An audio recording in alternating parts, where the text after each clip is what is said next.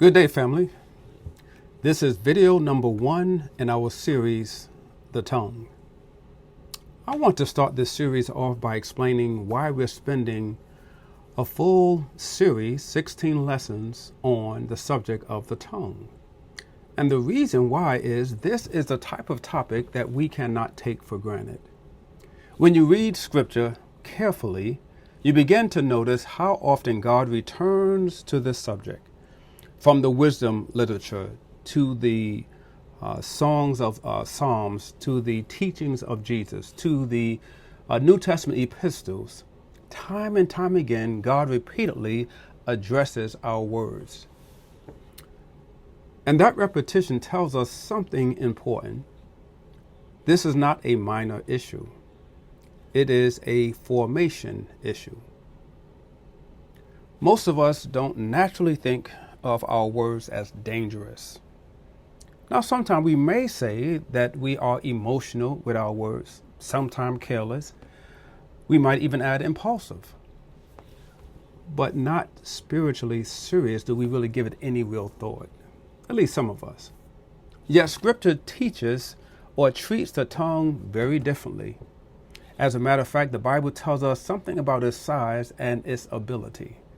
James chapter 3, verses 5 and 6, James reminds us that the tongue is small, but it boasts great things. He then compares it to a fire, a small spark capable of setting an entire forest ablaze. And that picture is intentional. A spark doesn't announce itself. It doesn't look threatening at first. But once it catches on, once it spreads, the damage is real and often irreversible.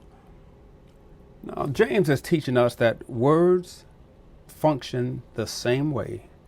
Something said in a moment can create consequences that last far longer than the moment itself.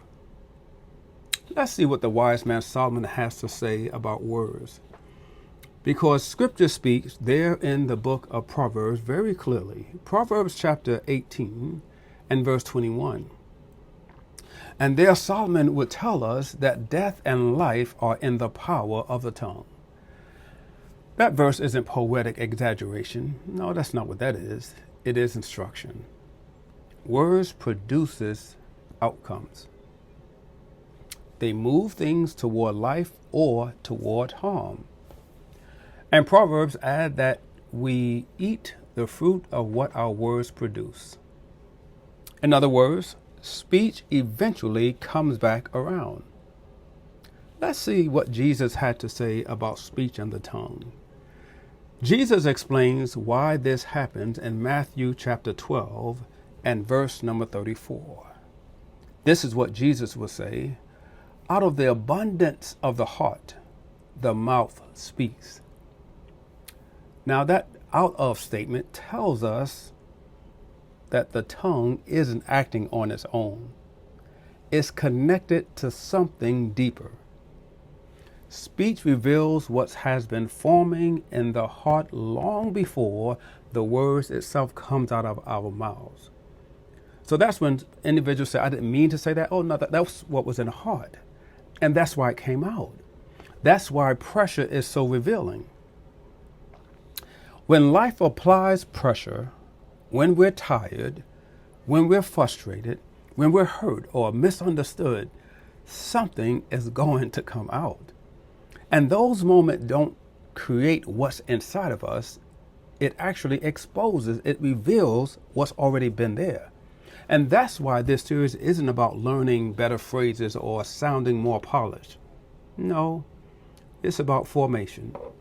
And if God is shaping the heart, that work will eventually show up in the mouth. The psalmist understood this connection. There in Psalms chapter 19 and verse 14, there he prayed, "Let the words of my mouth and the meditation of my heart be acceptable in your sight, O Lord."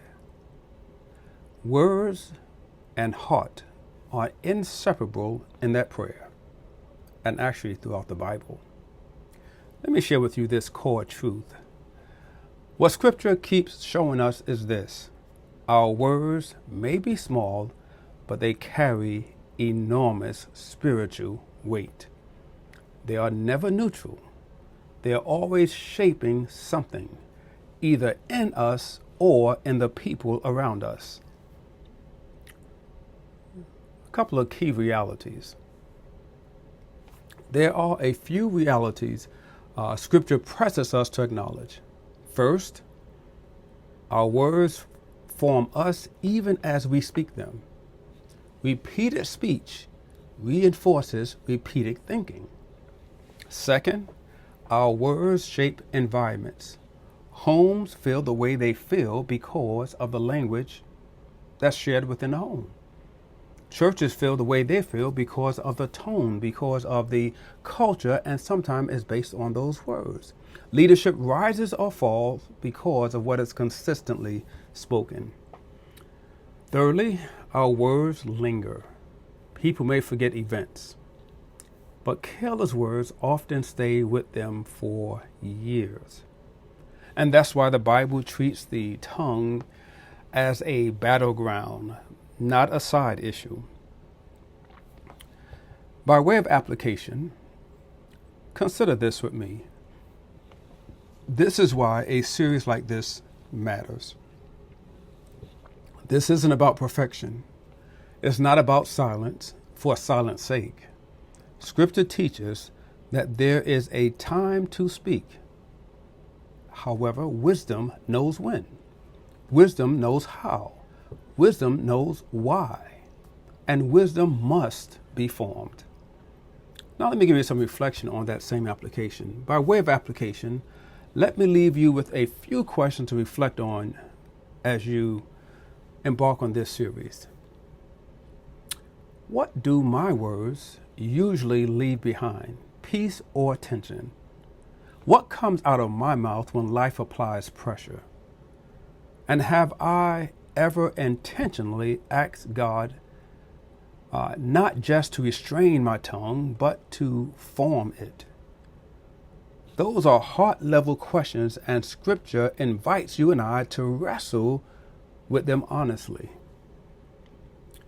Can I ask you to look forward in the next couple of weeks, in the weeks ahead? We'll talk about silence, discipline, leadership, relationships, correction, gossip, and spiritual maturity, all through the lens of the tongue.